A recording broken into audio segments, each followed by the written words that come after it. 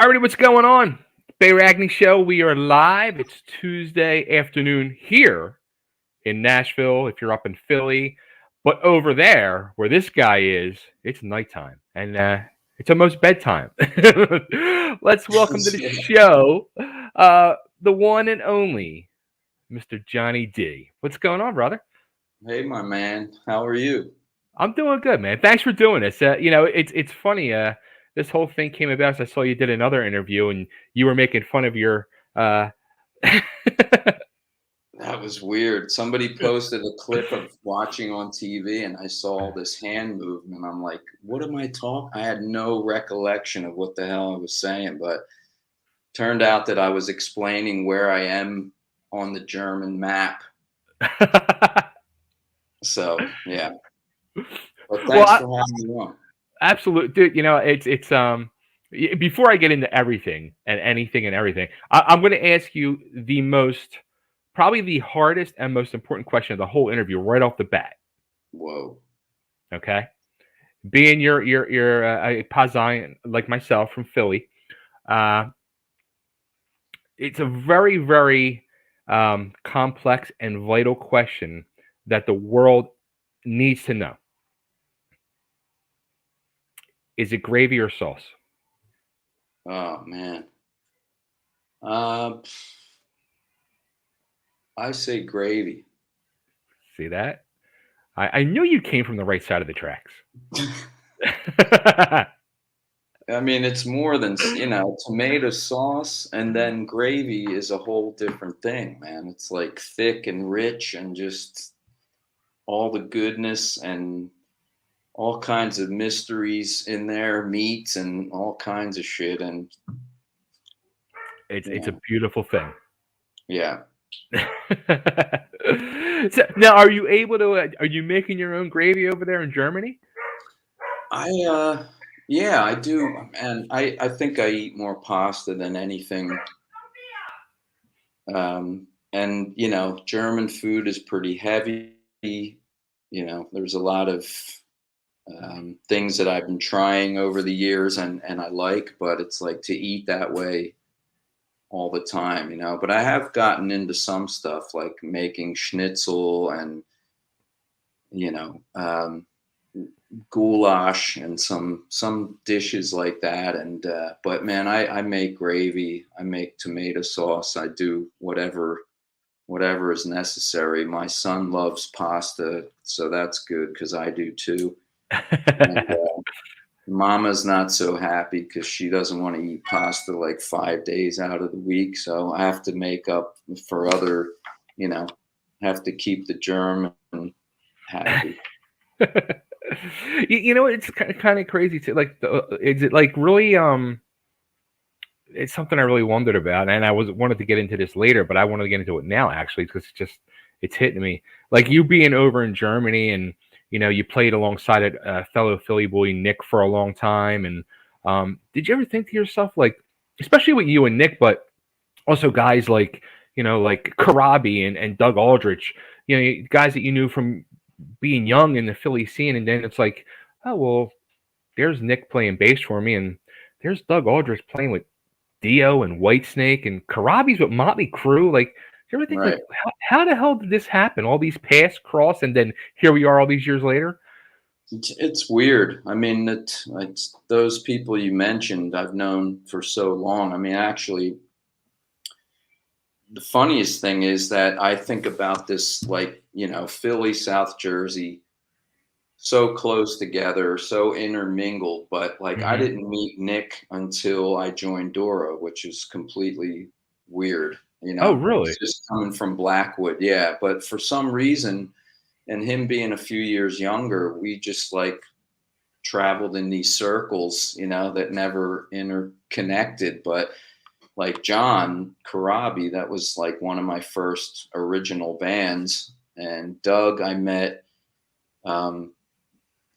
just about around the same time. And yeah, it's a trip to see your friends still out there doing it. It's like we're the survivors of the the apocalypse or whatever. We're like the cockroaches that won't die.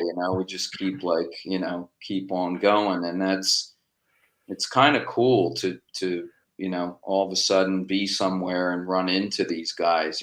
Like we played a festival in Sweden 4 or 5 years ago, and there's Karabi, there's Doug, Brian Tishy, and then it's this guy, and I see Fred Coury when I go to LA, and Right. Ricky Rocket, and like all these people from back in the day, the guys from Kicks, for example. I mean, it's Right. just the more I think about it, the more I'm just like, wow, man, we're pretty fucking lucky to be, still doing it. And Right on. it's cool to have some friends that you can still see and get together with, and still, play a gig together, be on a boat somewhere. Right. You know, Right. it's just it's awesome, man.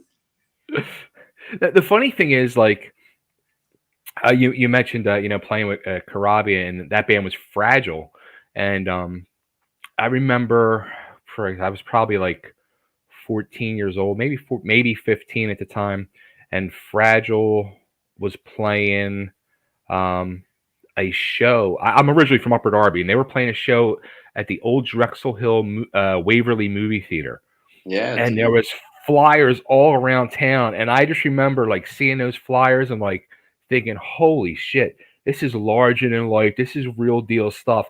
And I absolutely freaking loved the name. And then when you guys broke up, I was like, well, fuck, I'm stealing that name, I'm going to use that for my band name. Really? That band, man, they had so many different lineups of that thing. I mean, Karabi had versions of that before I was in there. There was, I don't know if he started that band or if he just kind of ended up in there and kind of ran with it. I don't know. I don't know. But it's interesting that you mentioned the flyers and stuff, because that was such a huge thing in Hollywood, for example. That Right. was all there was. But I mean, for our area, not so common, Mm-mm. and not even really that many people doing original shows like that. I mean, those guys were kind of pioneering the original scene, if you will, by Right. putting on their own shows in a theater. I mean, they had a little bit of loot behind them at the time. John's uncle was helping the band out, so they were able to do something like that. Like, hey, we rent this theater for the night, we charge for tickets, we get people in there, they become fans, we move up the ladder. I mean, Right. that was a time when our area was really Mhm. building, and those guys were one of the first to do those kinds of shows. I mean, if it wasn't that, it was like, what, you're in a nightclub, Mhm. you got to play covers to get a gig. I mean, there was other ways that we had to try to make it happen without really going through the cover clubs and stuff like that. Or you had to mix covers with originals, and that was always a slippery slope to Right. try and maneuver on. But yeah, I mean, that was pretty cool. I remember that time very well, and that it was a sort of this dividing point when the original scene started to really take shape around Philly and South Jersey. Were you like a big fan too? Like everybody always mentions like the Dead End Kids. Were you like a big fan of those guys as well, or? Absolutely, yeah. I mean, that was one of the first bands I saw when I went to Wildwood for like senior week or whatever it was. And this was like before the drinking age turned to 21.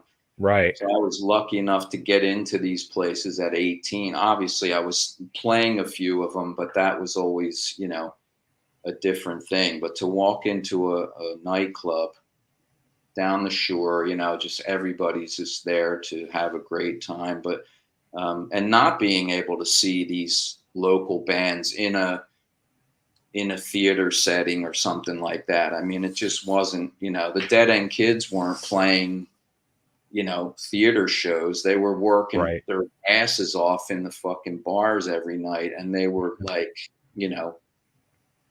just phenomenal showmen, and they had this energy and power and visual thing coming off the stage. I mean, um, stuff that most teenagers had not seen unless they were already going to concerts or, I mean, but to walk into a small club and see a band like that in your face and just blow your mind, and even to do cover songs which sounded like their originals. Right. They were doing versions of Bowie that were super heavy, and of course, the Alex Harvey band song "Midnight Moses," which most Mhm. of us guys have covered, you know, uh, was a huge thing to see them do. It's almost like you thought that was their song. But yeah, definitely a fan, and I think you know, and rightly so, because they were one of the first bands in our area that really like took it to a different level.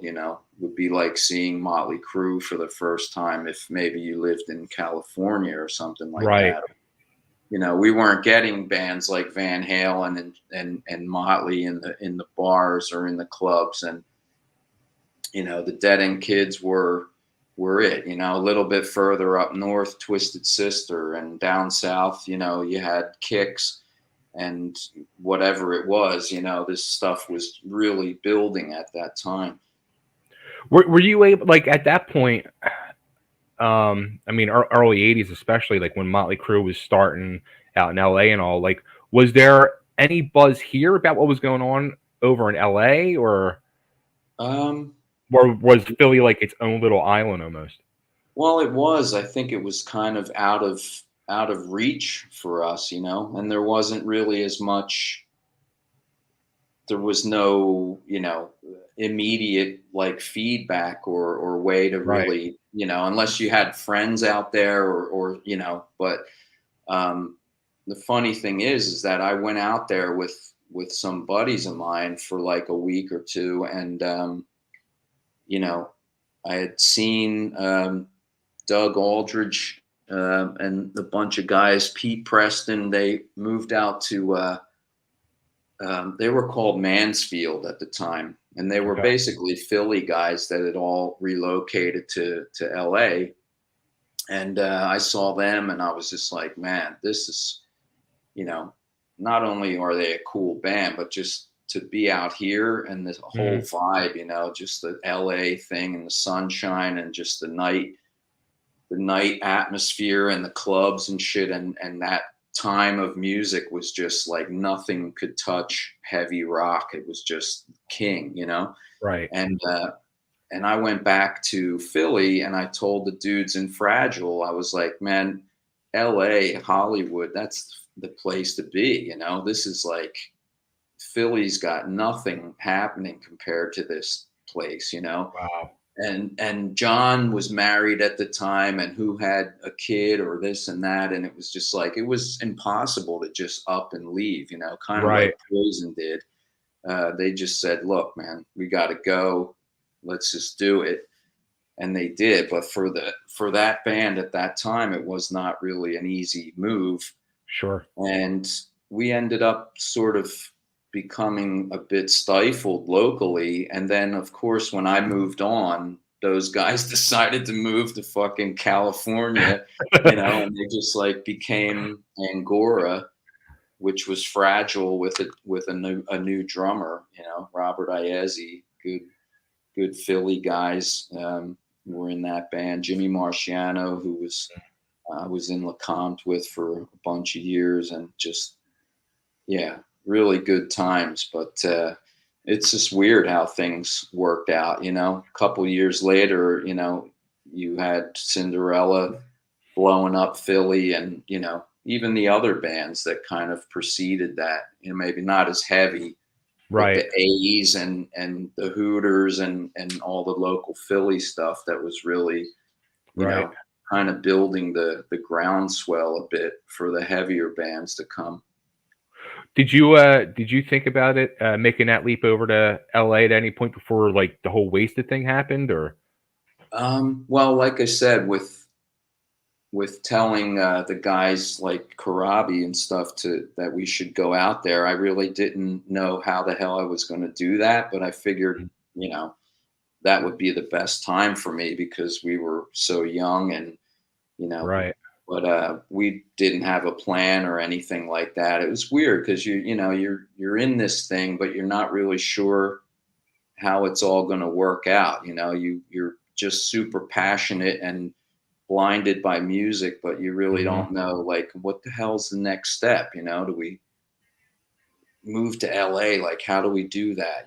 How do we Right. survive and all that shit, without gonna have to work and do the whole Mhm. drag. And then, for me it was a different path, but it took me a little while to kind of find the right way, and it was like Right. jumping from, you know, stone to stone, band to band, and then eventually, uh, taking that leap to England, and then coming to LA, sort of like a full circle. But I was never really an LA guy. I enjoyed living there, like during the wasted time. Mhm. We ended up out there at the end of a tour and stayed there for a while, auditioning guitar players and stuff. But man, that was good times. But I thought like, man, if I live here, I'm probably going to die. I could not keep up with that pace, man. It was just like insane. But you know, to get on the road and get away from it for a while was necessary. Did you ever now you ended up in World War III, which is weird because it was a band again. Like I was a young teenager, and I would hear about World War III. I wasn't able to get into clubs at that point, but I would hear like I remember Metal Shop on YSP with the D and Mina Greed and them guys would mention Yeah, it, or you hear like the commercials for shows and stuff, and I would always hear. And through the years, like I never heard World War III. I'm like I was thinking about that as I was getting ready for the interview, and I'm like, I wonder if I can actually find anything online. And there is. Like, I'm yeah, like, holy shit. Like, and there was live footage of you with them at the Empire. yeah. You believe that? It's unbelievable. I know, man. It's crazy that yeah, that's out there. But that again, there's another band that was coming from another angle, which was like this way like western suburbs of Philly, Hmm. out towards Collegeville and all Okay. those, places out there. And those guys, way ahead of their time, and unluckily a few years older, um, because man, the two dudes, Gary and Dan Hammer, Sledge and Pootie, they went by, just killer musicians, and just like had they had something, and they had the talent to write killer songs, and they were heavy.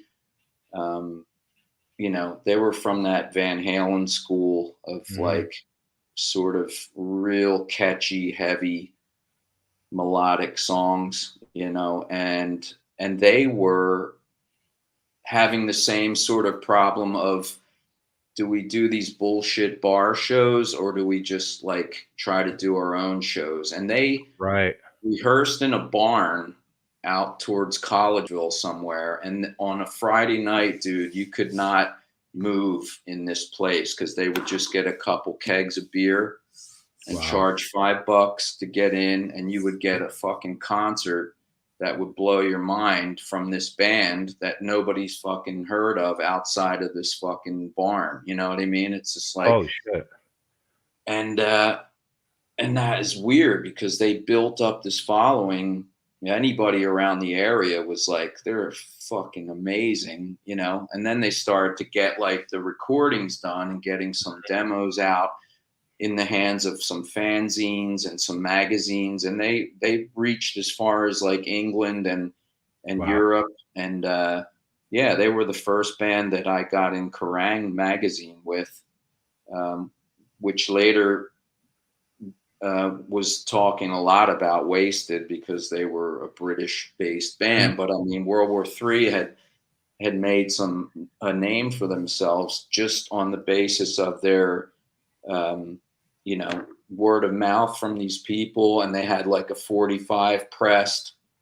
They had tapes with, you know, all their tunes on there. And it was a, you know, a local band that had the goods, but just Right. didn't have the right, you know, timing, connection, whatever it was. They just like worked their Hmm. asses off and played killer shows locally, but never got to that point of, you know, the most that they did was they got a deal with the French label called Axe Killer, and we released a record on there, which was half of me playing the drums, and the other half of the songs were Dean Davidson, which is like, it's funny because I replaced Dean on drums in that band and then ended up playing drums for him in Britny. And, you know, it's again, all these weird little Yeah. connections. Well, But how about even like with the whole wasted thing? It's like a lot of Philly connections end up in wasted through right. the years. It's crazy. Yeah. I mean, that from day one, they had a Philly player, or you're out in your area.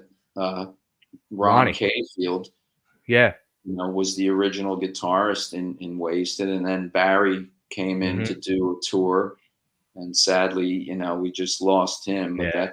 that's a shame. He was my Yeah, guitar teacher at one time. really, Yeah, yeah, back in you know, like 87, 88. Yeah.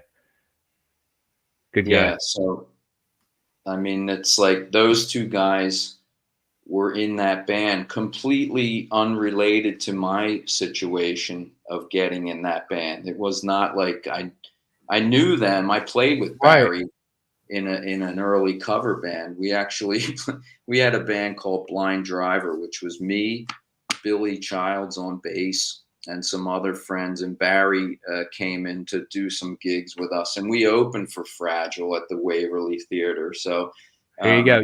like, there you go again. And Shane just said they were no blind driver. exactly, yeah, um, yeah. So we, knowing Barry and Ron, but not being anywhere connected with them to get myself into Wasted is just a weird coincidence, you know. But there was probably more Philly people in that band than there were from England, you know. That's so weird. Yeah. How'd you end up getting into that? Um, through my friend Jimmy Duella, who's another local musician from Belmont Hills. Okay. When I was in Conshohocken, we got to be great friends. And one day I went to his house with a Kerrang magazine, and I had seen a blurb in the front that said that Paul Chapman was living in Florida and had a new band, and he was looking for like a utility guy, a keyboard player that could play rhythm guitar Huh. and sing a bit. And I was like, dude, this is you. I mean, this is your gig, you know, you should fucking call this dude. Or, you know, I mean, there was probably not even a phone number. I don't know. There must have been, because there wouldn't have been any other way. It may be like a letter, or Right. something had to be sent there, an envelope with a bunch of shit in it, because, you know, it was like the dark ages as far as like communications. So Jimmy reached out to Paul, and one day, you know, phone rings, his parents pick it up. Like, Jimmy, there's some guy speaking weird English, and he's asking for you. And it was Paul. Hi, Jimmy. Yeah, great. Sounds good. Can you come down? You know, when can you come down? And then so Jimmy ended up in Paul's band in Florida. Wow. And and then so they hung, and he got, you know, sort of introduced to the rock star life of like, wow, I'm going to Florida to play with this dude from UFO, and then realizing that he has no money or can't eat for like a week, and he's like sleeping on the floor and all this shit. I'm like, what? The dude's a fucking rock dude. We saw him at the Spectrum like whatever a couple years ago. No, dude, it's like I ate an egg today. That's all I fucking had. I'm eating my own hair and shit. He used to say. And so, but you're just high on the whole situation, Sure. so roughing it out and paying your dues, as they say. And so this went on for I don't even know how long, but Paul was, I got this manager and this guy over here and that one. And yeah, and all this shit ended up with nothing. Like all these angles were going nowhere. Wow. Open for Ted Nugent here, and my buddies and Molly Hatchet were going to play this gig, and just nobody gave a shit, So Paul went back to England. He's like, fuck it, I'm going to take our demo.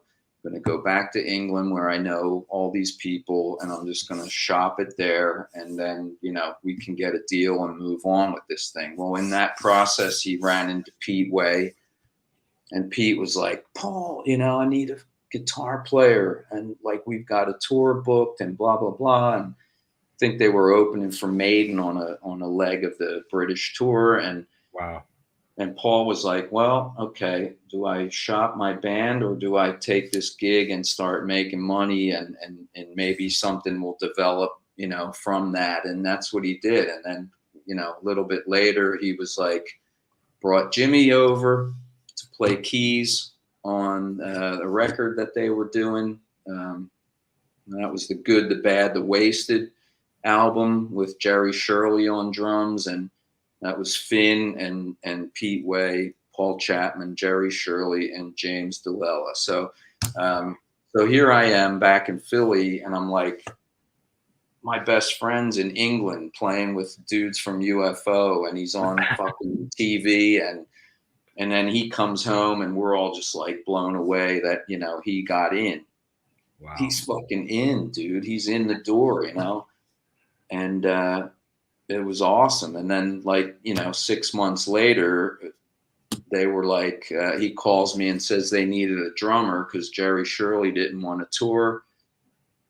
And it was just the most bizarre thing that, he just put my name in there, and they believed in that so much that they flew me over with my drums. Holy shit. Like, insane. And I end up at this farmhouse in Wales with my shit, and I'm just like auditioning for this band, but there's nobody else there. So I'm like, I got to get this gig, because if I don't, are they going to fly you back? His ass and mine going home, and thank God it worked out, and luckily, and then there we were, and then they added. Did you give that like a second thought, like before going over, like what the hell, like, do I really want to go to England? Like, do I want to do this? Or were you scared, intimidated? Like, nah, dude, I was so psyched. It was just like, here it is, this is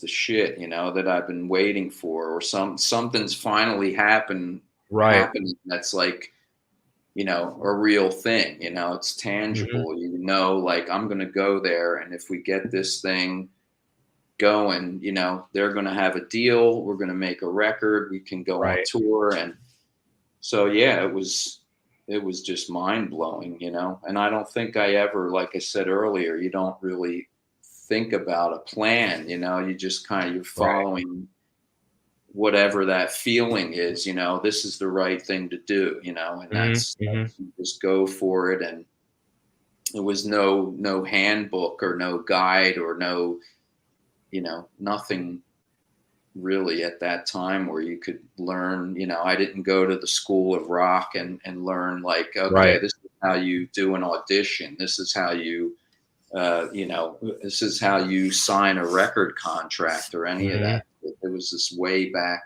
before the days of, hey, I have a law degree and now I'm in a famous band and I can, basically, do the right thing at every turn. It was just like, okay, let's write this part of history here, You couldn't Google the answers.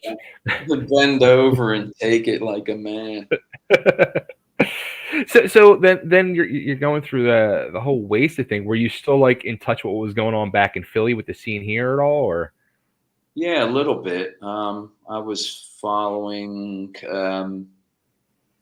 Well, I knew about the Cinderella thing because we had when I was still in Fragile, we had recorded at the same studio as those guys where they did a bunch of their demos and stuff. So I was totally a fan Mhm. and really digging on that, what was going on with those guys. And yeah, so I think I even got, yeah, I got a call or somebody tried to reach me while I was away or on tour that they, when they got signed, they basically fired Michael and Tom and Michael and Tony from the band. And yeah, and I was like, "Do you want to audition for those guys?" And I was like, "Fuck, I can't do it. I can't get back there, or it's Wow. just timing or whatever."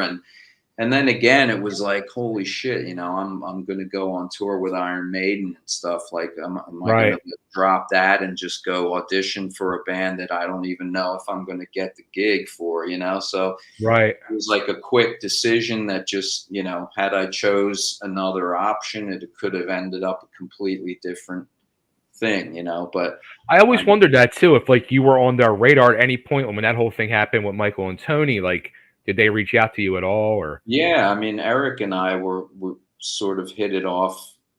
And I know that he had mentioned my name, and I ended up actually a bunch of years later when, boy, I think it was after Fred left the band.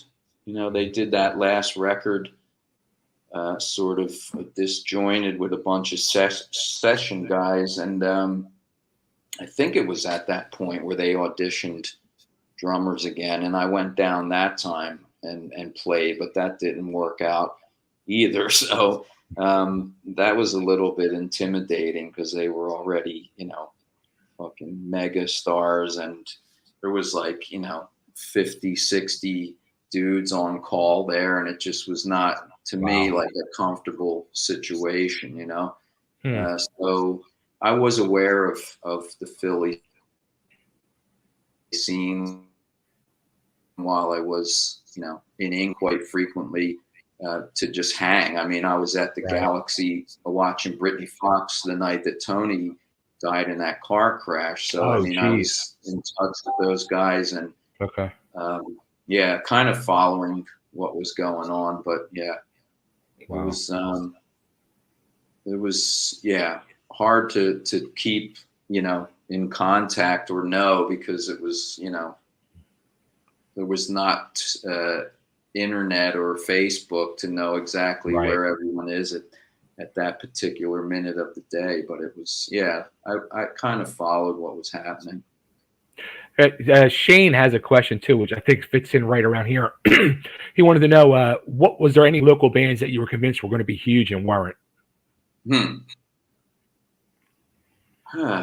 Well,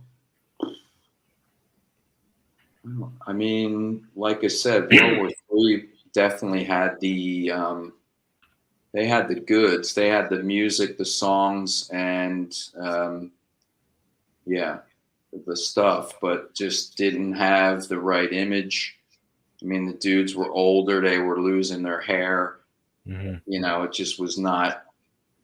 They were like caught between this glam thing and then the super heavy like thrash stuff that was just around the corner. Right. So I thought they could have definitely done something, but as far as anybody else, uh, man, I don't know. Uh, I can't think of anybody at that point, which was Dead End Kids should have definitely, Bill Matson, just that voice alone, which would come along some years later on the Tangier album, but Right. Tangier in the Galaxy days had a lot of great songs. I mean, there was a lot of great bands. I mean, I don't know you know, if I saw Bon Jovi back then, I wouldn't have ever Right. guessed that they would become what they did. But I mean, that's like, yeah, that's a pretty hard question. I don't know. Sorry, Shane. So going back now, you're going through the whole thing with Wasted and all, and then like you mentioned, the accident happens with Tony, and they bring in Adam for a short time. Mhm. Um, at what point then do you get that call now to come audition, or and do you think to yourself, like, again, like, I'm with Wasted, do I want to do this, do I want to start kind of back over and take a chance? All right. That's exactly what happened. We were out supporting Maiden in the States with Wasted on the Somewhere in Time tour. So I was just like in heaven, you know, with Mhm. that situation going on, and just loving that. And I, like I said, I was at the show when they had showcased for, I believe it was Nemperor or some offshoot label, and that evening Tony got killed in that car crash, and then I believe I went back on the road after that, and it's pretty sketchy memory, but I did get a call right at the gate, you know, like, okay, we're, you know, obviously we need a drummer and we're getting Right. close to getting a deal. And I was just like, dude, you know, I can't do it. I'm doing this, and this is just like amazing, you know, sorry. Right. And then we went through, you know, they did their thing with Adam, and you know, Adam did a great job, and they continued to write really cool tunes and record stuff and play the Galaxy and a bunch of local Mhm. things, you know, just building it up. And I continued to tour with Wasted, and then we finished the Maiden tour out in California, and we were staying in some local corporate apartments. And just like a few days after the tour, uh, I was told that like Paul Chapman had been, you know, released and sent home. And I was Uh, like, what? Like, how do you get rid of like the second biggest half of the band, you know? Like, um, but, you know, we had a fucking manager that just basically was shady. And, you mm, know, we weren't told all the real business, you know, we were just, right. Danny and I were like the young guys who were, you know, we were just sort of, you know, I don't know if we were just taken advantage of in a way. And, but, you know, we also had a good opportunity for ourselves to be there, you know, so it was kind Mhm. of like we're using each other. But, you know, when they got rid of Paul, it was like, okay, now what's happening, you know? And then I started hearing from our tour manager that, yeah, we might be losing the deal with Capitol, and they don't know what to do with the band. You know, it's like we did this Maiden tour, and then they were talking about putting us out with Heart. And I was like, that would be great. Mm, But then they dumped Paul. So it was like, how are we going to do a tour? And then all of a sudden we're auditioning, you know, 50 guitars from the GIT Institute out there. And it's right. just trying to look for some young blood and some shredder type dudes to, you know, I think Pete really wanted this kind of Randy Rhodes thing, Mhm. you know, an old dude with a young guy that just blows people away. And so we started looking in that direction, and we were just kind of stuck there auditioning, and it's not the right thing. And then it just got to the point where nothing was looking like it was going to happen. You Right. know, it's kind of like the end of the road, so to speak. And that's when I got a second call from Michael Kelly Smith, and it said that, look, we got, you know, we did this gig open for Cinderella in Wildwood, and we got Columbia CBS wants to sign the band. You know, would you consider coming back? Because one of their stipulations was to, you know, change drummers. Right. And I was like, fucking A, dude. Like, when do Wow. I fucking fly, you know? So I, I didn't want to bail on Pete, but at the same time, I had to for myself, and I Sure. flew back. Oh shit! Sorry. Can you still see me? Yeah. All right, my computer just like locked up on me. Um, yeah, so I flew home, and the same situation as kind of with Wasted. It was like an audition, but not an audition because like Mhm. basically all I had to do was show up and play and fit in. I mean, I knew, Billy and I grew up together, and so it Right. was like a vibe. I knew Dean already, and it was just like, let's make this happen, and fit in and just kind of like keep the ball rolling with the band. Don't stop, keep the eye on the prize. And then, a couple weeks later, we were in the studio doing the first album. Yeah, I remember like I was actually at, I think, Britny Fox's first all ages show, and like with them with the original four, it was like, all right, this is cool, this is badass. And then when the accident happened with Tony, and then Adam came in, you were like, all right, like he's holding it down, but it was just, you knew it wasn't like the final piece. And then Mm, when you came in, it was like, here we go, the magic is back again. mm. Yeah, I got lucky, and I mean, we all did really. That that band was able to get in at that time, and out of so many bands, you know, they Hmm. had just that one little piece that kind of kept them apart from all the other shit. People were just like, Right. what is going, there's just like a billion bands doing the same thing, and Hmm. then you had, oh, these guys wear fucking frilly shirts and shit, and that's like, and the tunes were killer. I mean, they were perfect for, just arena ready rock. Hmm. And luckily, the label understood that and didn't fuck with it too much. You know what I mean? They just said like, this is ready to go. We don't really have to package this thing. We just have to put it out. And that was good. I mean, Dean did have the concept dialed in and the songs, and he definitely had a vision that worked. How was your relationship with Dean through everything before he ended up leaving? um we always, I think probably got along um okay. I mean, I don't really know, because it wasn't very long before the balance was out or off with the band. It was always kind of in the beginning.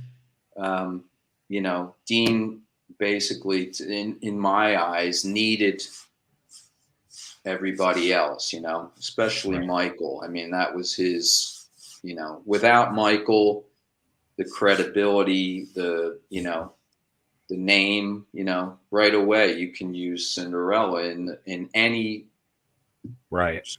any discussion of the band. That's the first thing that comes up. And Michael was, a quarter of Cinderella. Hmm. And the Tony thing. Tony had a couple co-writes on the first album with Dean, and I'm sure Dean had a good relationship with Tony as well, and a respect for him, because Tony Hmm. was like the opposite of me, would not take any shit. And I was always kind of like the mediator in the band. I would always try to keep things glued together, but I think, Dean respected me in the beginning, but the fact that he was, a drummer, and now he was writing all the songs, it was always Hmm. this thing of like, well, don't forget, like, I wrote that part or whatever. And, Hmm. it's like I had all these ideas before any of you guys were even around and stuff. It's just like, why? It's so unnecessary to even bring that up. Right now, we're these four dudes, and we're trying to like take on the world. To fight amongst ourselves only just takes away your power against everything else. So it was always dysfunctional from the beginning. But Wow. certain things held it together because it was all new and we were moving forward. But, as we started to have more success, it just started to fall apart, started to become more of a me situation. It's like, well, dude, your name is on the album. Everybody knows you wrote the songs. You don't have to talk about yourself in every interview, or like, you know what I mean? So, Right. but just unnecessary, stupid shit that could have been avoided. But that hampered our relationship for sure, and there was like a lot of resentment between everybody for whatever reasons. Wow. Everybody had their thing about each guy, why, you know it could be better, or it's like, you hate him because he thinks this way of you or whatever. And it's just, that shit will kill any band easily. So that stuff pretty much, it sounds like, was happening even before like you guys start getting put on tours together. Yeah, a little bit. I mean, it was, hey, what's up there, Blackie? Um, it was, always a bit sort of, I don't know, walking on eggshells a bit, with Dean, because he was, we had to keep everything on a workable level. Right. But that was tough and really difficult for everybody. We had, each guy, and then it became like, you can't say, you couldn't really have a logical, calm conversation about any critical thinking, or, you know what I mean, any kind of Wow. critique that you might have. Not from day one. Like I said, it was very fun in the beginning. I mean, Dean was a practical joker, like you would not believe.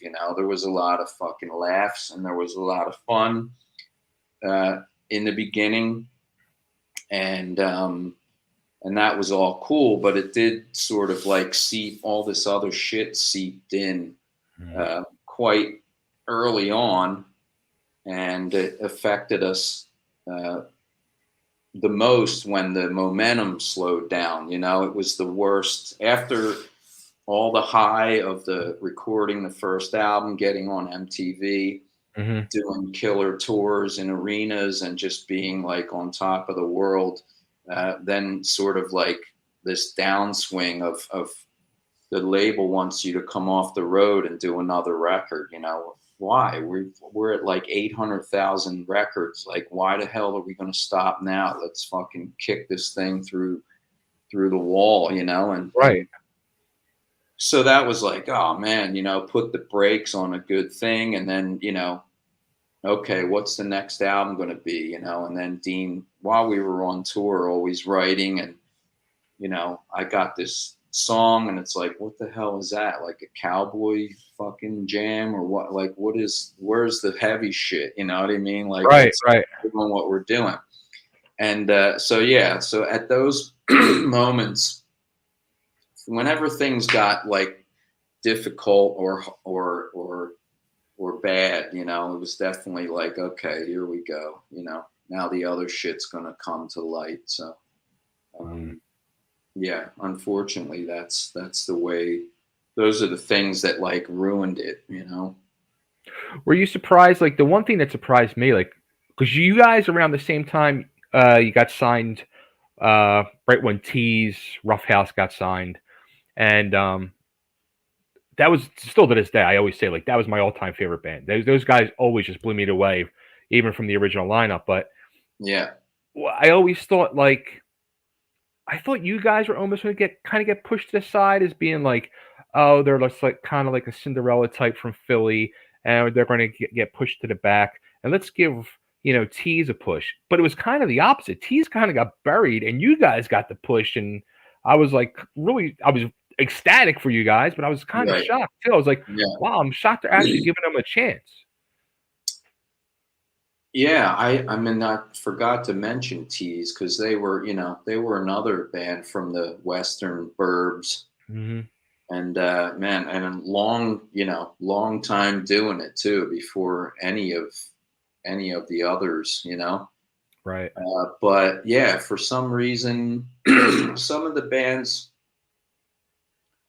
that got signed, I know they got signed to CBS as well, and I don't know Mhm. what the surrounding factors were around that whole thing, but number one, having to change your fucking name is a major fucking downer, you know what I Yeah. mean? And if the label says, "Oh, we like the band, we don't like the image. We like the band, but we don't like this guy." I mean, every time you change something, it just Mhm. takes away, And I Right. think it just could have been a case of them not really knowing what to do with them, Mhm. um, or just, yeah, I don't know. I mean, if it was the songs, not getting on whatever radio play and stuff like that. I mean, luckily with Britney, not only did we not get sort of dicked around by the label, because it was like the package was ready. It's like, here, take this Mhm. and don't fucking touch it. Don't open it. Just fucking put it out there, And that was like Right. very lucky because, again, having your shit together as a band and a a common concept or goal. If you go into something like a record deal and not really have your shit together, you can get just knocked the fuck out of the ring. Right. And so we were lucky in that sense, and we had like a ridiculous loyal following that was Mhm. very, you know um, I mean, they called MTV every day. They sold a Right. bunch of, the original In America demo sold, a few thousand copies and stuff like that. And I know Tease had the same and a huge following in the area. I just really don't know. It's like that, you could pull them out and also 50 other bands and just wonder why didn't it happen? Right. Same way you can say with Britny Fox, like, okay, we got to this point, but why the fuck didn't we sell 2 million? Mhm. Why did we only sell 800,000? I mean, it's the same scenario, only a few, rungs up the ladder, so to speak. It's crazy. Now, when Yeah. Dean left, I mean, did you see it coming? Were you guys shocked? Did you want to knock him out? Like, Yeah, all of the above, really. It was, there was just too much tension and bad blood, and just like, nobody was talking. The band was never able to really mm, solve its own problems. You know what I mean? We had a manager who had to kind of step in and speak for, okay, this guy against that guy, or this, he's going to smooth out this situation and stuff like that. Whereas, like, look, you know, we're a band. We should be able to sit down and talk about this stuff, But like I said, Dean's temper was pretty hot, and there was no really talking to him. If he had something in his mind that was, he was going to do it, and it was like it showed its ugly face in the last days of the band, or the last months of the band. We were playing on a club tour, headlining a club tour on the second album, and yeah, I think we just got to the point where Dean saw a chance for himself to just bail. He figured, like, why do I need these guys? Why do I need all this bullshit? I can do whatever I want, start my own new band, and just have it the way that it should be, which is like me dictatorship kind mm, of thing. And so he plotted the whole thing while we were on tour for the second album. He had the whole plan, laid out. He had the musicians hired. And then one day he just oh, shit. came back from a short break that we had to resume these dates, and he was like, the vibe was just so weird. We were like, dude, we called our manager Brian and said, you gotta come out. We need to all sit down and try to sort this shit out. But Dean, I guess, wanted to kind of have a blowout because he ended up leaving the band that night, and pretty much said, fuck you guys, fuck Britny Fox and the name, you can keep it. I'm out of here. And that was it. And we were like, oh, awesome, man. Cool. We have a song on the fucking radio.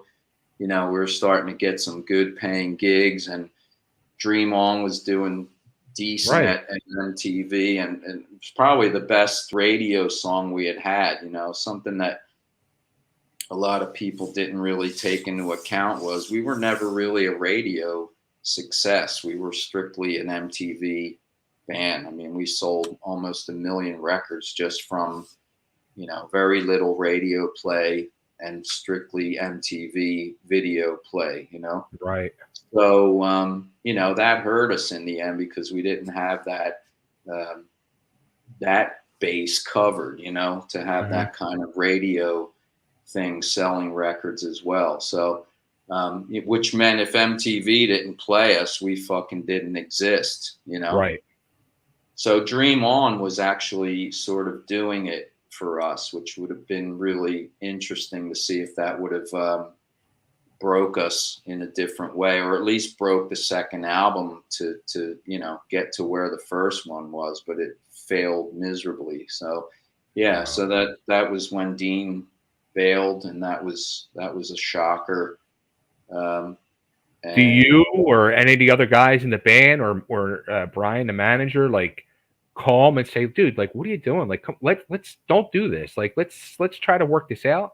Yeah, we were all in a room together, and we tried to talk it out, but he just, didn't want to hear any of it. And yeah, and then it got, a little bit physical. He shoved Michael into a hotel door in the hallway because we had like left his room, and we were just like, all pretty dumbfounded about it. And, some comments were being made, and, he was just way too aggressive. It's kind of like macho bullshit. You know what I mean? Like, if you can't solve a problem, I'll punch you in the face kind of thing. I mean, if you have that, you're not going to ever get anything done, So,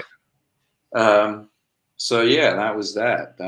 He just like bailed and took the fucking bus home or whatever, and had his new band rehearsal probably the next day. And, and we're sitting there like fucking tail between the legs. Like, what the hell just happened, man? And poor the band Tough was there to open the next leg of the tour, and they didn't even get to play a fucking gig. They were just like, oh, hey, shit. We're here. Oh, what happened? We're going. Oh, fuck, we're going home. Okay, great. Oh, man. That's freaking crazy. Yep. So at what point do you guys like say to yourself, all right, we're going to look for, another singer? Or did you guys think to yourself, all right, we're just going to pack it in? It was pretty immediate. I think that we knew we had to continue, and,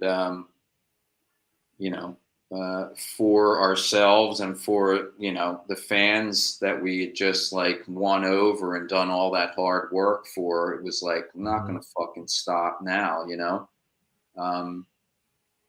don't want the name, we'll take the name, we all worked hard at it, so we'll continue. And basically it was just like, how are we gonna, what are the steps we need to do? We need to get the word out there that we're looking, and and start to just that process of taking 1 billion audition tapes and playing with people and stuff, and trying to find something that seemed to work, for that for that format. We all, we needed a guy that could sing the shit. We needed a guy that could play some guitar.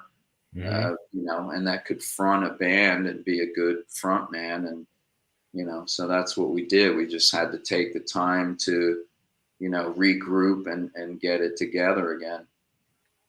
Was that a scary process? Not only going through that, but once you do end up finding Tommy, um, to then be like, all right, we're going to do this new album, and then we're going to come out with this new album with this new singer. Is that like a scary thing? Thinking to yourself, like, is is he going to be accepted? Are people going to dig it? Are they going to like us? Are they going to tell us to go pound sand? Yeah. Yeah. All of that. I think it was, you know, it was scary because, you know, we had lost so much momentum. Even on the second record, it was kind of like, you know, fuck, we got a long road to get back, you know, back to where we want to be. And then you had this whole other wave of music coming, you know, heavily, that was like also, you know, uh, killing off what we were doing quicker than you could, you know, even keep up with. So we were, you know, we moved to a house in Sea Isle City in the winter, and we just like shut ourselves off from all that bullshit and just said, look, we gotta, let's see if we can write songs and still be a band, you know. Right. But when we, you know, we did the audition process, and then we picked Tommy and brought him down there, and then you know, we're like, shit, man, we can do this. You know, we got good tunes, and this dude can sing anything.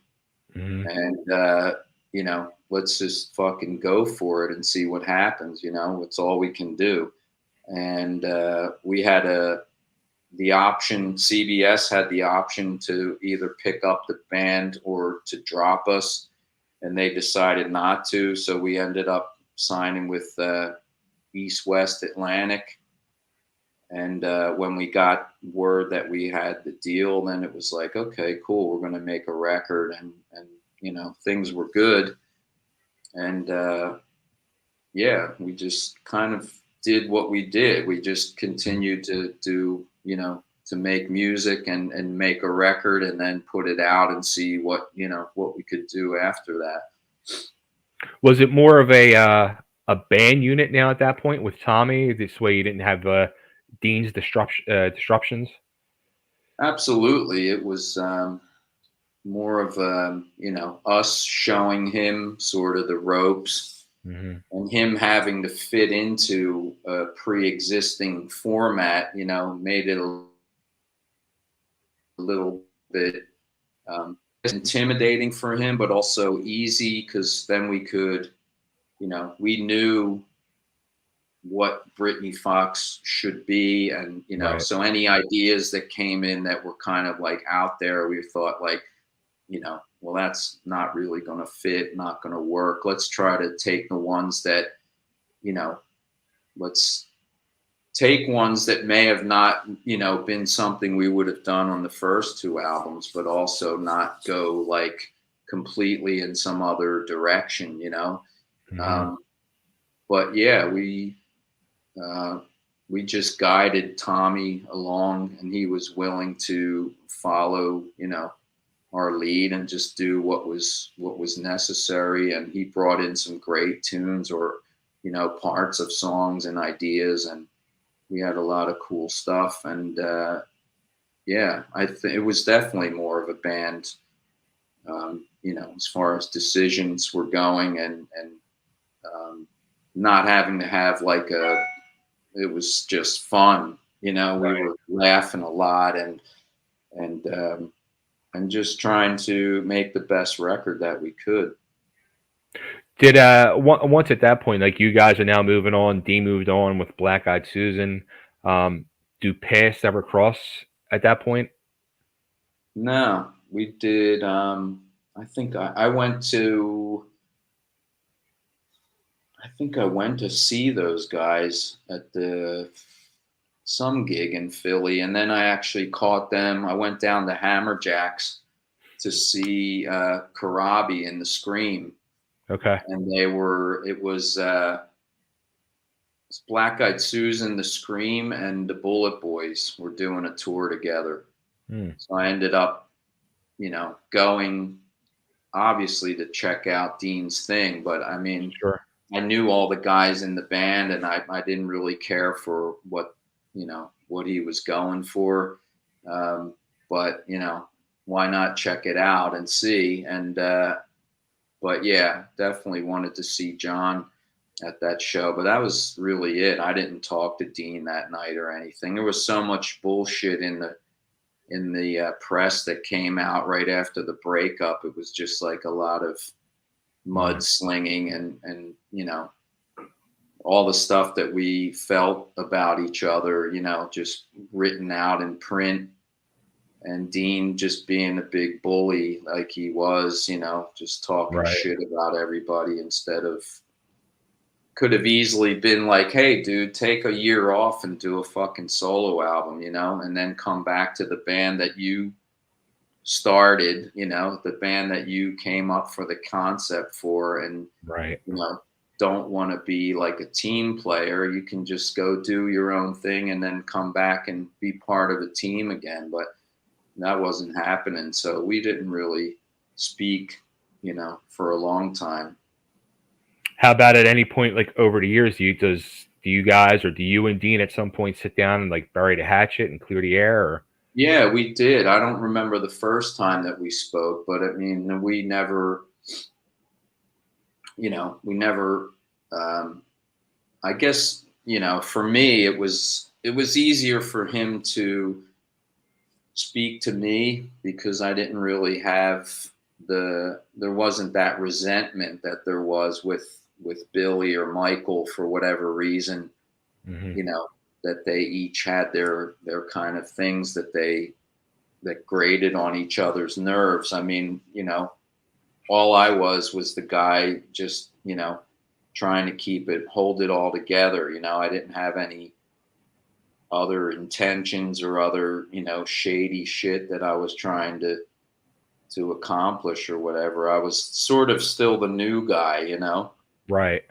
and so yeah, he called me many times. Like I think way after, I think Black Eyed Susan, I don't think really even stuck around that long. I don't know Yeah.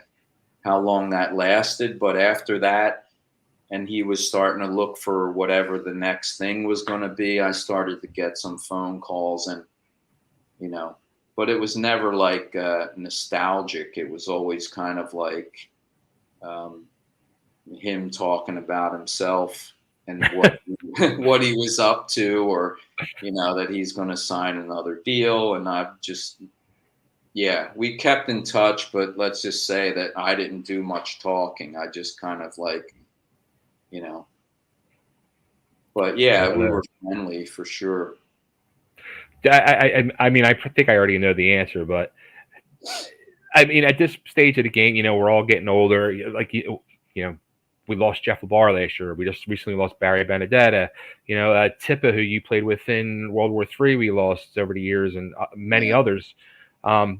Even for one show, do you think it would ever happen that Britny just says, "Hey, the four guy, you being part of the four guys, do one show in Philly just to say hello, goodbye, and put it to rest"? That would be amazing. I mean, and really, like, why couldn't it happen? I mean, there to me, I don't know what the deep seated thing is with Dean, especially. I mean, he just like it's it's unfathomable that Mhm. that it can't happen, and even to do like just, hey, let's just do cool gigs if we get offered, a Right. cruise or a festival here and there. I mean, let's Yeah. just do it. But between Michael not wanting to basically play live anymore, Dean completely, like he made it his life's goal to not ever speak of the band again, or do anything. I don't know. I think it's fear based, I Hmm. honestly think that the dude can't handle, what could happen. He never took, like I said, criticism very well. And I think if we were to do that, and somebody, would say anything derogatory, that he would lose his shit again. He just never Right. really seemed to me to to make peace with anything, even though he talked about it a lot. He just never could make peace with that band, for some reason. And the way, like his style of singing and all the things, like he just, I don't sing like that anymore. Okay, why not? Because you can't, or because you don't want to, or are you too good for it? Like, I don't know. I really, Right. and he probably would never tell the truth. I just don't, but it would be so cool to do, one gig or one gig, a year Right. or something, Like an M3 or something like that. Yeah. I mean, Yeah. it could be great for everybody, I mean, this shit is so fun. I mean, it's like Hmm. I love playing live. It's the ultimate, um, and to write music together. Like, why not try to do it? But it's just Right. it's not. Yeah, there's just some people that are able to, you know, to do um, things that are difficult. Could be difficult. Sometimes you just don't want to be in a room with somebody, but you do it because it's, benefiting something somewhere. Get together for a good cause or something. You know what I mean? Right. Get Right. above your Exactly. fucking bullshit ego and just, and just do it, man, for some other reason. Why not do it for the fucking people that actually want to hear it? There's a concept. You have Right. fucking a lot of people that are fans still to this day, because Girl School and Long Way to Love still get played on fucking Hmm. satellite radio, and Constantly. and get viewed on YouTube. Um, there would be nothing cooler than to be able to do that again live. Isn't it weird too? Like, I mean, just that you would think, like, the state of the music business, the way it is now, where, you know, even I, not being an accomplished musician, if I knew how to work a computer and a laptop, I can make a recording and put it up on freaking Spotify, in no time. Yeah, Where's this guy at? Like, he's just like MIA, no social media, no music, and nothing. yeah, yeah. I don't know. I think it's really just you get uncomfortable with certain things and you avoid them. That to Right. me, it seems like why you would do that. If like, why wouldn't you want to have fun and see what kind of cool shit you could come up with this far on in time? You Right. won't be here forever. Why Exactly. not have some fun and do what we used to do? But um, I don't think it was ever really that much fun for him. Hmm. Um, it was always work, hard work, which is fucking great, and respect for that. But I mean, if you're not having fun, dude, like, you know, forget Right. it, man. What's the Right. point? And to me, making music should be fun. Hmm. Writing a new song and playing it with a band that obviously works well, sounds good together, had some success, and to play some gigs in front of people 30 years later that would still be fucking rocking out to it. I mean, you know, that's why. I mean, I really respect the bands that are able to, keep it together for that reason. Nobody gets along like, best friends anymore. You know what I mean? There's always going to be points that you're not going to agree on, but in the end, for the end result, you do some things, take a sacrifice or so just to make it happen. I was going to say that to you too. Like, I mean, you're closing in on almost 30 years playing with Doro, and you have to think to yourself, like, wow, like 30 years, and you guys were barely, just able to truly make it 3 years. You know what I mean? Like, Right. these, like, what's the number one difference you think between the two? I think, well, Doro is Doro. Okay, she's an artist. The band is her name. I mean, it's like you're playing. I was hired into the band, but I did not start the band. I didn't come into the band at the very beginning. I mean, this is a career that's gone from Warlock, into Doro, and now continues kind of a mesh between the two. And, it's her thing. But we all knew that. You know what I mean? When I joined, it wasn't like, hey, you're an equal member and, your face is on the album cover and it's 4 guys and we're going to fucking take on the world. I mean, it's like you're playing for an artist who, may have songs that you like or don't like, or songs that you need to provide something for that you wouldn't, necessarily play.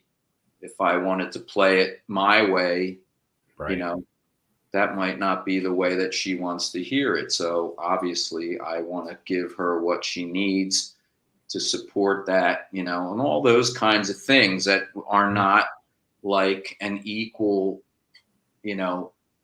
democracy of a band, that comes up together and has a friendship and a relationship and a kind of like a gang feel to it, Right.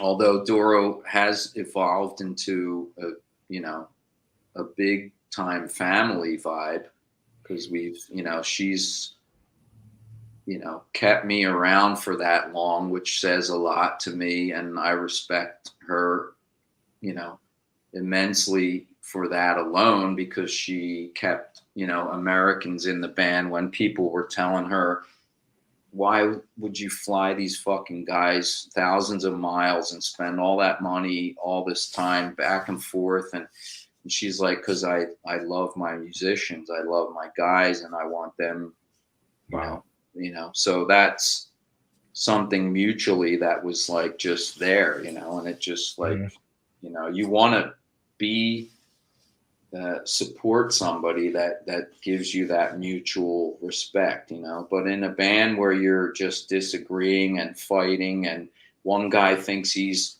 so much more important than the other guys, and it's just everything's out of balance, and it can never work, even though the concept of it was like it's a band, it should be, of course, on a football team, not everybody can be the fucking quarterback. You know what I mean? Right. But is this guy as important as that guy? You know what I mean? And in a game situation, yeah, I mean, everybody's important. Anybody can make a big play at any time or cover for somebody else's bad day or whatever it may be. And that's just a mentality that you either have or you don't have. And if you don't have that, or you change your mind over the course of time, where you, in the beginning, because you need everybody to get to where you want to go, it's all great, but as soon as you get there, what, you don't need them anymore, or you change your outlook about it. That's bullshit. I mean, you really, you'll never, how can you stay the course if you just keep, changing directions or whatever? It's impossible. Well, how about that? The change in the music business that happened, like that you were starting to mention, the change, when guys were doing the Bite Down Hard album, the whole grunge thing starting to come upon, and then when Britney does, break up, and you end up going over to Doro. What did you think about that whole change in the bits? Did you think like to yourself, like, oh shit, like what the hell is going to happen now? Is this going to keep going? Am I going to be out of a job again? Like, what are we going to do? Well, I guess I never looked too far into it. I mean, it wasn't like you could see, I didn't think it would spell the complete end of my life as a musician, you know what I mean? Because I did like a lot of the bands that were coming out at that time. It was just a sort of a cleaning house type thing, you know? Mhm. But at the time, I mean, we were so focused on just kind of getting done what we needed to do. And at that point, it was to get Bite Down Hard done and get it out there and see if there's any way in hell that, we could sustain, you know, what was coming at us, or if it's Right. like, so we did. I mean, we went out, toured our asses off, in clubs again, in a van Mhm. for months, and, had some great gigs and stuff like that. And it was fun to play that stuff and to play, the old stuff with Tommy singing Mhm. and just to be sounding really good live and stuff like that. But as far as, seeing what was to come or thinking like, oh, this is the end, I didn't really look that deeply into it. You're just kind of like thinking, stand back for a second, think, okay, you know, what does Britny Fox do at this moment to try and continue? Is it Right. worth it? Can we continue to tour on these kind of gigs, or will people still come, stuff Mhm. like that? So, and everybody started to kind of get tired of it. I think the three of us were like, it's just not worth it.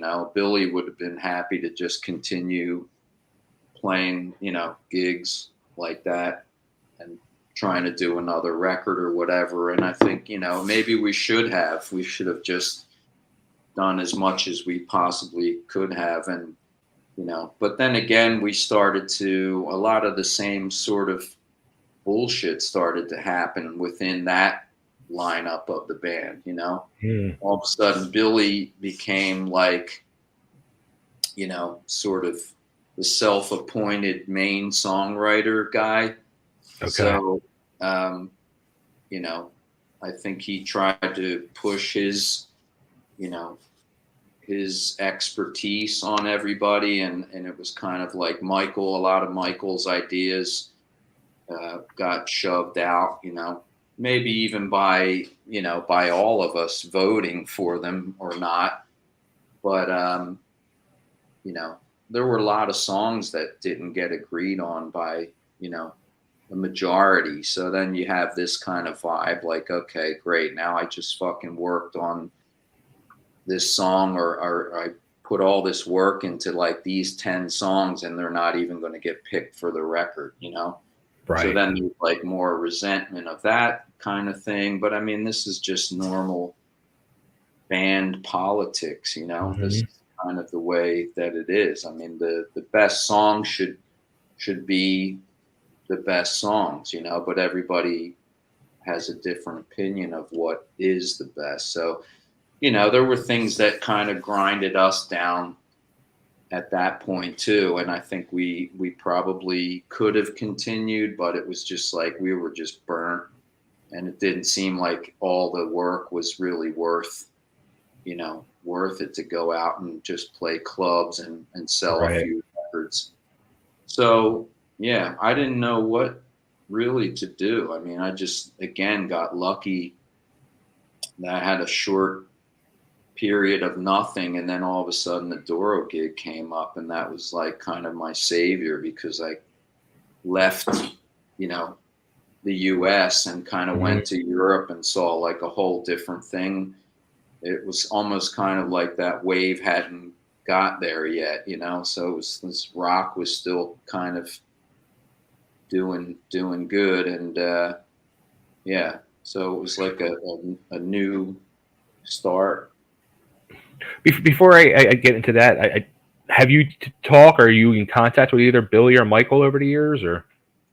Mm, well, me and Billy and Tommy did a couple, like around 2016 or so. We did try to get Mike involved and do another, you know, another run Mhm. Mike wanted nothing to do with it because of an earlier attempt by Billy to really just like, you know, kidnap or you know, whatever you want to call it, the band name, and just kind of like went out there with a bunch of nobodies and tried to do Britny Fox by himself, you know, and it was just Yeah. like, you know, what are you doing, you know? And that ran its course, and then we kind of got back in touch with each other in 2016 or something. Like, I can't even remember, dude. My brain is so fried. But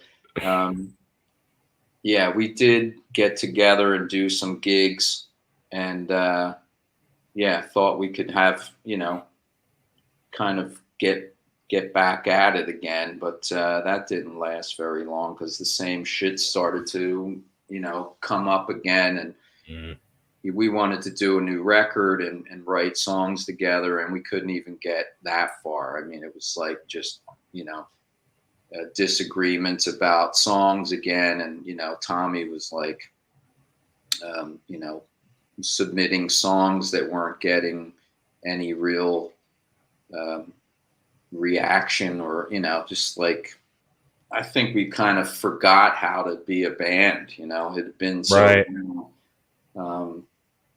And yeah, so we've had many conversations and contact, but uh, just not on the best, really friendly, professional kind of level. It's always just been, you know, let's either give it a shot or not, or, you know, I mean, Mhm. but the hopelessness of Dean and Michael doing something always seems to rear its head, and it kind of just like takes the gas out of everything, you know. So Wow. I think everybody's just kind of like, you know, Hmm. if it can't be, you know, the best way that it should be, I mean, what do? We put another half-assed version together, or, you know, Right. shame really, because the, you know, the fans lose, you know, and the Mhm. music could stay alive, but it's like, you know, it's only alive in the, you know, on the waves out there somewhere, not really in a live situation. But yeah, who knows after all this, the last 2 years, if it's, you know, anything can come back from that. uh, Right. we'll see.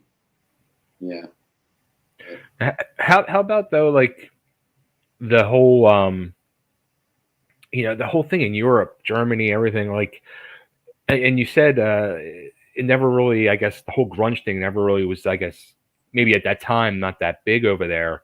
I don't know about through the rest of the 90s, but like yeah, over the years, I mean, still to this day, even like you see so many bands, you know, in the hard rock metal genre doing so much better in Europe than here in the States. And Doro, for perfect example, you know, she couldn't come here and do what she's doing over there. yeah.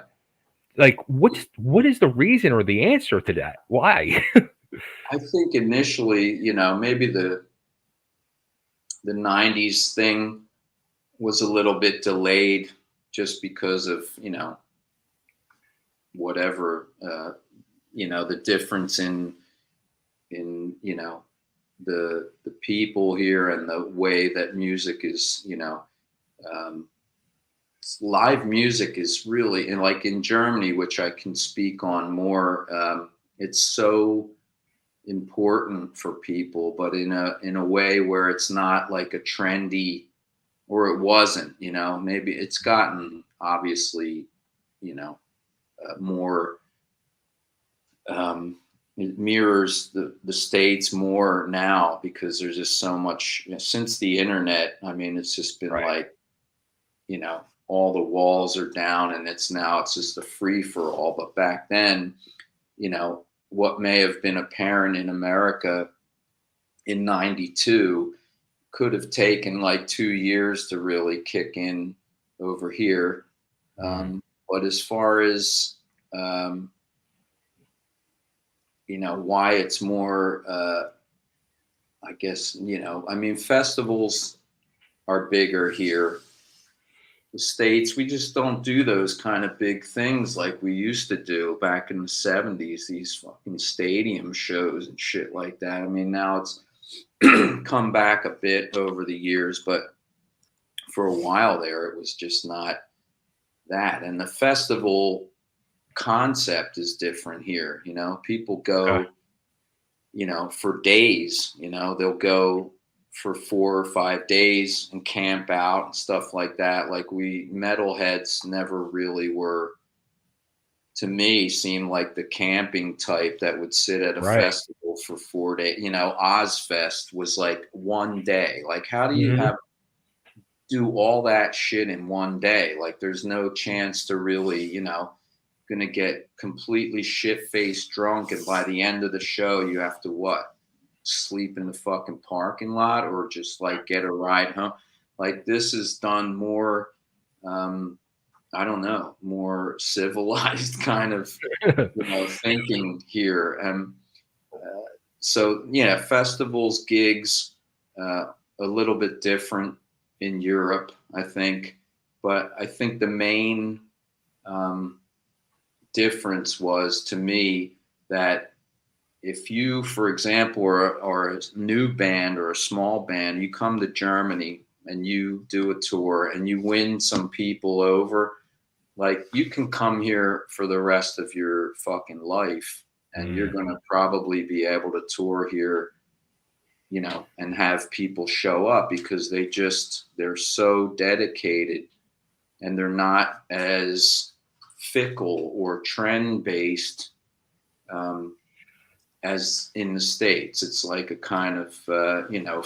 flavor of the week thing at Hmm. home to me. And over here, um, you know, people go to see bands that, you know, couldn't really make it in America, like Manowar, for example, or fucking Right. huge in Germany. And they just, like, when shit got so just impossible in America, they just came over here and they fucking became, you know, gods almost, you Wow. know. And there's many bands that have done that. You could say that about, you know, which started a whole different kind of scene. Hmm. Now you have these bands that are like, I still to this day, I look around and I go like, how the fuck did that band get so big? Because they were not really that, not even really visible in America. You know what I mean?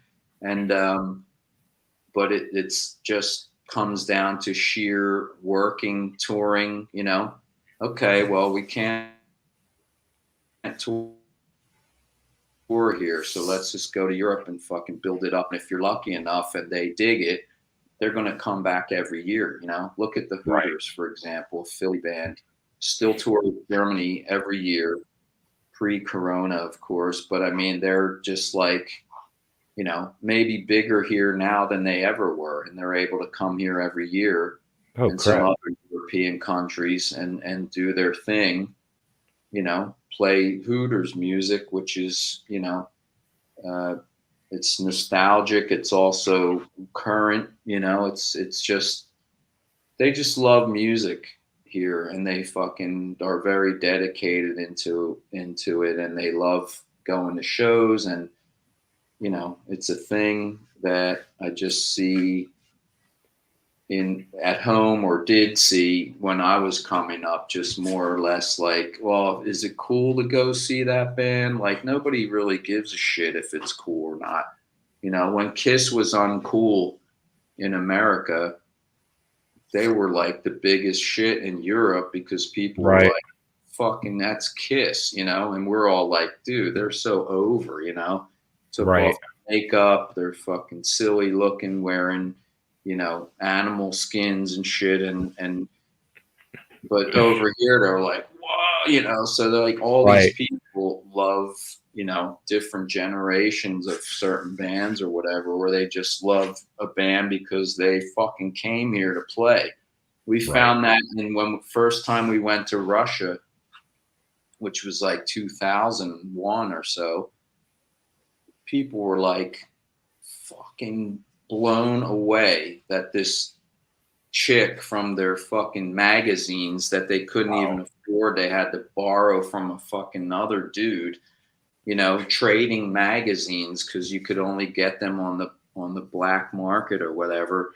Doro, like this chick is fucking here playing live. Like, oh my God, you know, so you have Wow. this, you know, appreciation that goes beyond just the privilege of like, oh yeah, fucking seeing them 1,000 times or whatever. It's like, you know, they didn't get all the shit that we got in the 80s, you know? Right. Right. So they're just way more into it and appreciate it.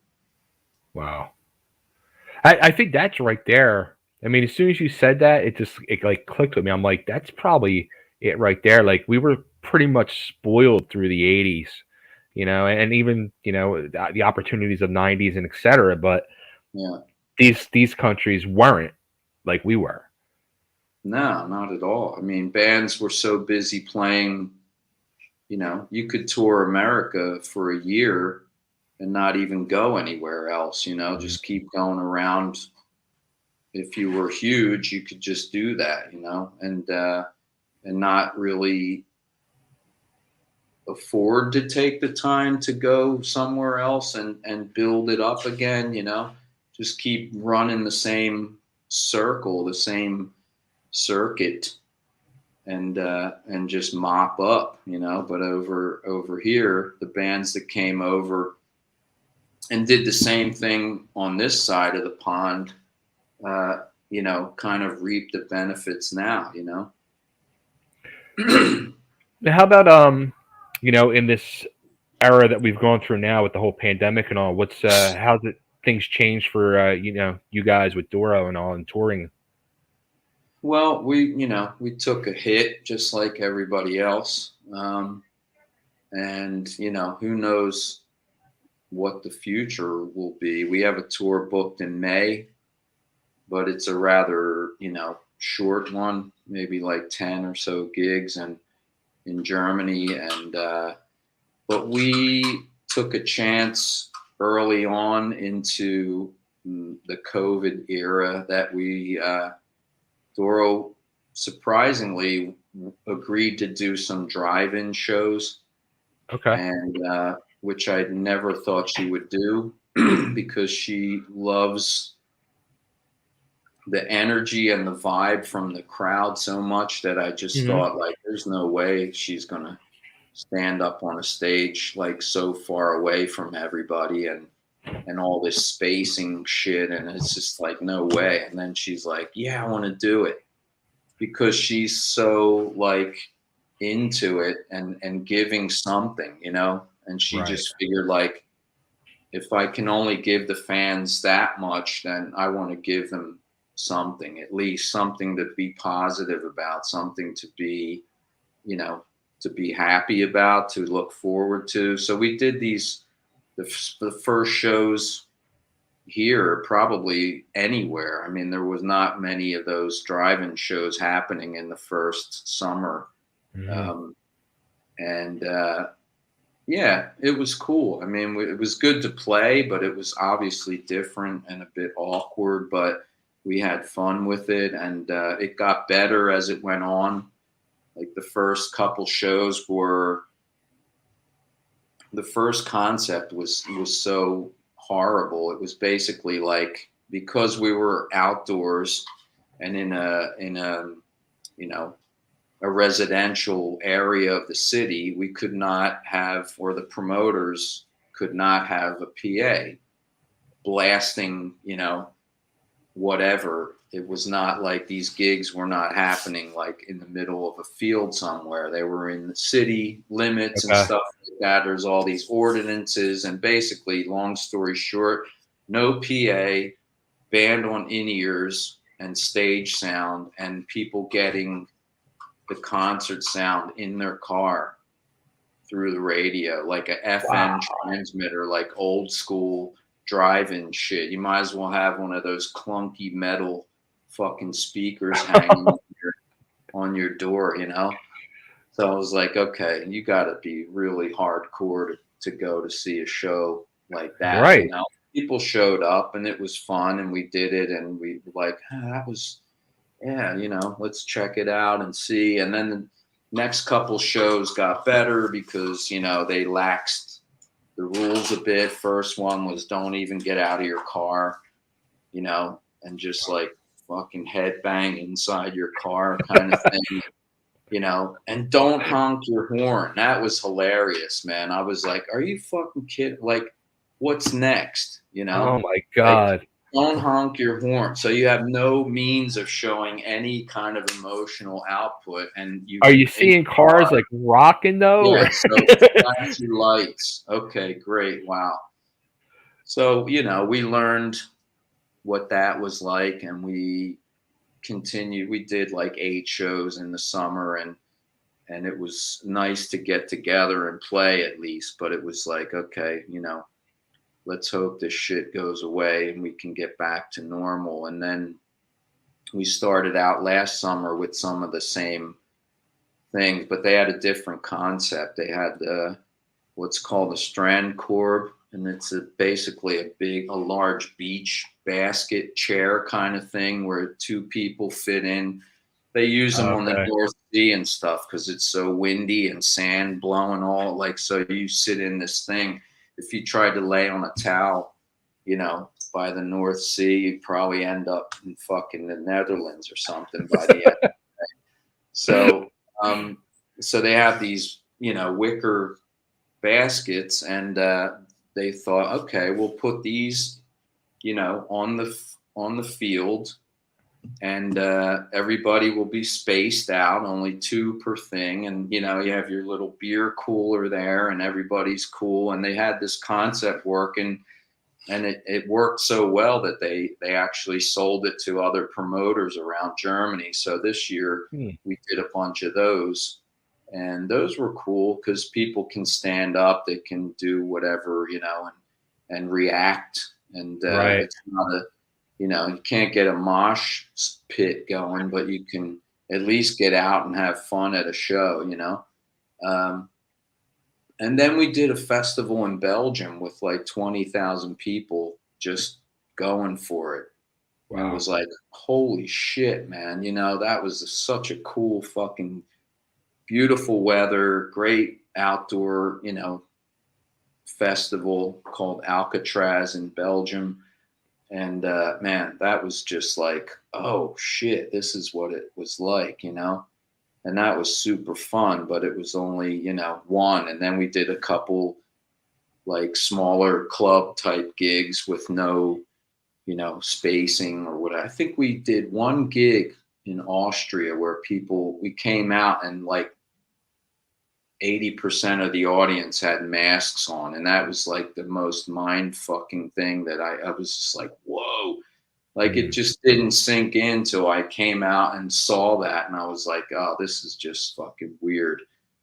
And, but then, we did gigs in Germany and stuff where it was kind of back to normal, and that was pretty Right. cool. That was, um, at the end of the year, like into November or so. And now we're on a break. And like I said, we have shows in May. And yeah, we tried to get through this thing, you know, to be safe, but to try and, open things up a little bit, and just get out there for the people that were willing to come out. Um, Right. yeah. So I think things are a little bit stricter here in Germany. They still have some regulations happening for shows. So I'm hoping things will be, opened up by the springtime again. Nice. Yeah, it's so weird. Like I know back in Philly, especially in Philly now, they have the vaccine mandate to go into clubs or restaurants. Here in Nashville, it's just like, it's a free for all. Come, Yeah. want to wear a mask, wear a mask. If not, screw it, don't. Yeah. And just, it's wide open. It's been like that for over a year now. Yeah. Yeah. I remember seeing some of the first like clubs open in there and just people like, go in, and which is, fine. If people want to go, they can go. If they don't want to go, they don't have to go or whatever. But the Exactly. whole, having to do all that shit to go out to eat and stuff. I mean, it's like that here, and it's really, it's getting old, and Hmm. it's kind of work around it, but it's like, let's get things going again, man. Right on. Right on. Now you guys are working on a new album, or Yeah, we just had the last release is a Warlock anniversary record, a live album. okay, It's the Triumph and Agony 30-year anniversary live. Doro wanted to celebrate that anniversary of that classic record, so we did. We got Tommy Bolin, the guitarist from the original Triumph and Agony album, in as a nice, guest on a bunch of festivals and stuff, and we recorded them live. And the one, I think the most of the show comes from the Sweden Rock Festival, okay, and so that's been out a little bit, and that's sort of the newest thing. But yeah, Doro just started working on new music. And I mean, she's put out a lot over the last couple of years. She put out like a best of with a bunch of like unreleased stuff, and like, oh, wow, yeah, and just tons of cool stuff. She does not stop. She just keeps, comes up with an idea and kind of follows it through, keeps herself busy. But as far as, the band, not so much involved in the early stages of a record, or, if it's not live, we're kind of like waiting or doing other stuff.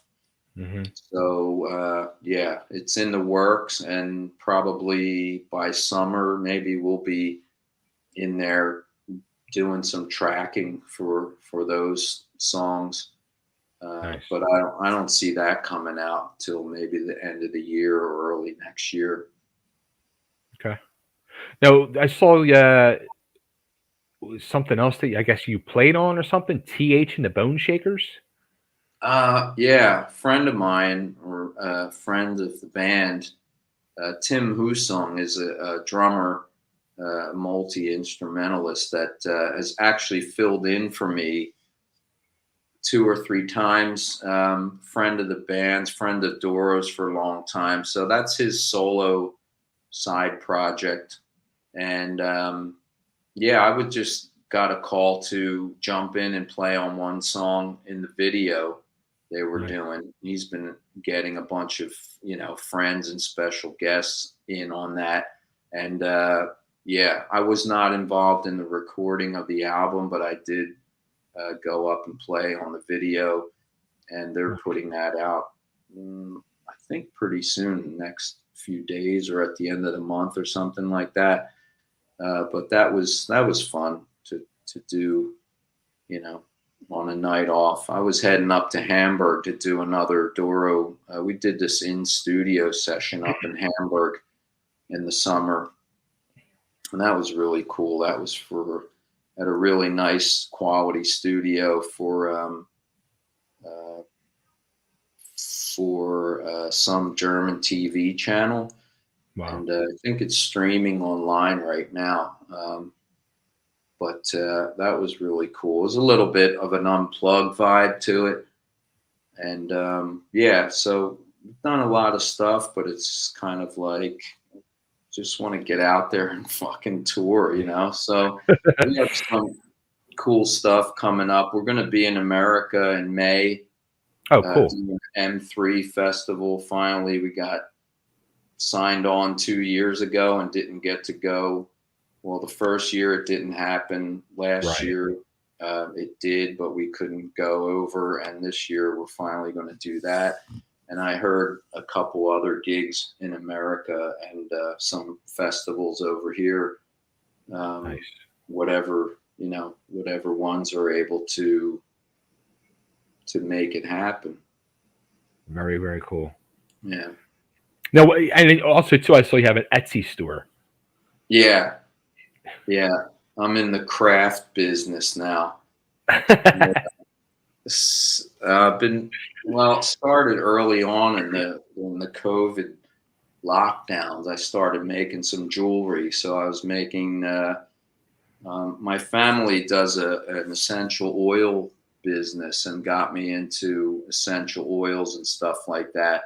And I started to see these lava stone jewelry being made, and some like, they call them diffuser jewelry, because you can literally put the oil into the stone and have it like, diffuse, or you can kind of smell it all throughout the day. And it's pretty cool because the oils are pretty awesome for, not only, aromatherapy, but for some healing issues or things like that. Pretty amazing stuff. But I just thought I have to make something that looks cooler than some of the stuff I saw. So I just started making these black and silver skull bracelets and some necklaces and things like that. And so I started an Etsy shop for that. And then I got into doing some t-shirt designs and stuff that I would just kicking around, or if I have an idea. I mean, I love t-shirts. I have like 8 billion t-shirts. I don't think I've ever worn anything other than a t-shirt in my whole life, unless it's like a super special occasion. But yeah, I mean, graphics on t-shirts are just like, the best. So I come up with some ideas. I try to design shirts and sell them, and make a little extra lunch money. There you go. Yeah. You never can have enough lunch money. Mm-hmm. Especially when you have a 3-year-old. Couple lunches to pay for. Now, is that your only child, or? Yeah. Wow. Yeah. He's the coolest, man. That's amazing. Awesome. That's one blessing I've had during all this, man. I've actually been home for almost every day of his young life so far. Right. And it's like, just unbelievable. And I honestly don't know how, people could live so much away from their children, all these years of touring. And man, that would just be brutal. But yeah, luckily I don't have to think about that right now. So that's where that's where this whole pandemic and COVID stuff has been like a blessing in a weird way. Yeah, in some ways. I mean, it's given people a lot of time to be sort of, I don't know, do some things they felt like they didn't have time to do before, or, revisit some things that they're passionate about to get back into it, or to spend, lockdown with your family, Right. What a concept. Have dinner together every night, like shit that we grew up with that, doesn't really happen as much as it should anymore. And those kinds of things, thankfully, maybe some people change their outlook on a lot of stuff like that. But yeah, for the most part, it sucks balls. I hear you. Yeah. John, I got to thank you so much. This has been a great conversation. Amazing talking to you. Yeah, dude. Thanks for the cool questions and stuff, man. Good to see you. You too. Actually, the last time I actually saw you, I was hosting in Philly, the Here I Go Again documentary, and you came up on stage and we were doing a Q&A with the audience. Yeah, dude. That was like, I mean, I didn't remember that exact connection, and I was just like, that seems like a lifetime ago, doesn't it? Yeah. But yeah, it's good to reconnect, man. Thanks for having me on. Absolutely, man. And keep making that gravy over there. Yeah, dude. You making any down there, down south? You know what's it's So here's where I lucked out. So I moved down here, and my new fiance is an Italian from Brooklyn, and her mom and dad are here, and her sister's here. So they're her father. He was texting us earlier. Actually, he's like, "I want to come over this weekend and make the gravy for you." So it's Oh, like, man. bring it on. Yes, You got it made, dude. absolutely. I got a question for you. Shoot. Yeah, Little John told me that your name is short for something. Bay, is that an abbreviation or It's short for Basso. Basso? Yeah. Okay, So Basso Ragni. Actually, Basso Ragni the second. Yeah, after my father. really. Yeah. I'm a Giannini di Teodoro Jr. So yeah. And now is Cool. your son named after you too? To keep it going? Now, he's Yanis. Gave him a little bit of a European flair. Nice. Yeah. Very, very cool. Yeah, actually, Little John, he commented on here and he said, "Do you guys like Nutella?" Yeah, he brought that up earlier. I'm not a fan. So sorry to say, I don't care for the stuff, but it's just too sweet and too, I don't know.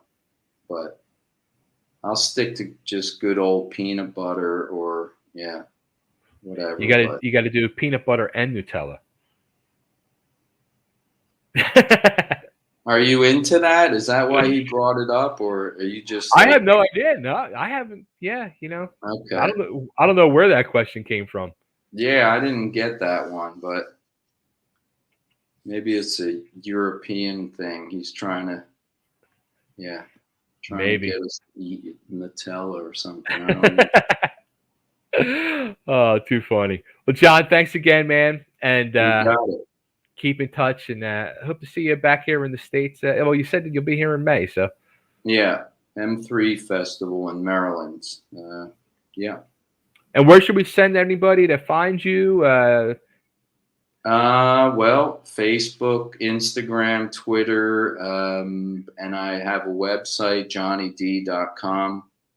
That's you could go there and find all that other stuff. Link to the Etsy shop, and all my social stuff or whatever, or just probably can send me a message or whatever. How did we hook up on Instagram? Was it? Yes, that's where I sent you the message with Yeah, Instagram. it's hard to keep track of it all, man. You know. People are gonna start sending you Nutella thanks to Little John. No, I was forwarded to him. I know people that love this stuff, but man, it comes in like 5-liter jars over here. It's ridiculous, man. Oh, look, he's texting me now. As a matter of fact, he said, "Oh, you told us to ask the promoter if he takes Nutella." Oh, I get it now. I was recommending a PR guy to him, and he's obsessed with Nutella. So I said, "Tell him you're going to pay him in Nutella." Now I get it. Go. So you started the whole damn thing. See that? And I didn't even realize it. Too funny. All right, dude. Well, I'm going to let you go. And thanks again. And keep in touch. And I hope to see you soon. Yeah, cool. Thanks again, man. You got it.